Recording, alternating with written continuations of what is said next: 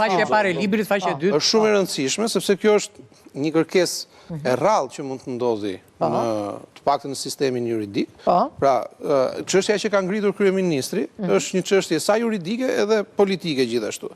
Pra, bën konsiderat faktin që prokuroria ndërhyn në punën e pushtetit ekzekutiv, pezullon një ministër dhe zëvendës kryeministrin dhe këtë çështje e bën kazus në gjykatën kushtetuese. Pra, nuk zgjedh atë rrugën e zakonshme të hajde të bim tash prokurorisë posaçme dhe gjykatës që shiko se këta po marrin gjym të madhe dhe po godasin qeverinë, por zgjedh rrugën juridike duke i drejtuar gjykatës kushtetuese dhe ngre kazusin në nivel juridik. Dhe kërkon nga gjykata kushtetuese interpretimin e nenit 103 të kushtetutës, kërkon edhe pezullimin e shfuqizimin si të papajtueshëm me kushtetutën të vendimit gjykatës posaçme. Këtu është e gjithë dilema që ngrihet në gjykatën kushtetuese, pra, kjo pikë së bashku dhe me pezullimin e efekteve të këtij vendimi.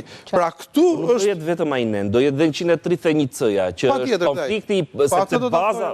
Më falë, dakor, s'ka problem. E mbaruat, s'është problem. Ju e keni fjalën për 131 paragrafin 3. Jo, paragrafi C, pika C. Dërma C. Pra, e gjithë çështja që ngrihet është që kjo rrugë që zgjodhi kryeministri, pra është një rrugë e cila nuk të çon dot. Domethënë që si pyetje, po ushtron presion kryeministri tani? Po nuk po ushtron presion, se kërkon që ta zgjidhë juridikisht çështjen. Por fakti që po e zgjidh, po ai ka dalë 300 herë që ka folë. Po mirë, më patjetër tash, shiko, kryeministri nuk mund të flasë siç flasin ne të dy.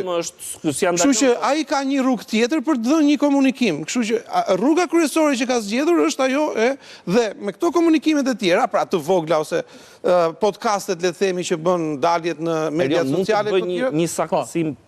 Profesor, e mirë të tash, se shiko, do bëhemi kakofoni domethënë. Kështu që rruga që zgjedh ai, po eksakt, domethënë për ta kemi një lloj. Kështu që këtë lloj rruge ka kërkuar që të zgjidhë kryeministri.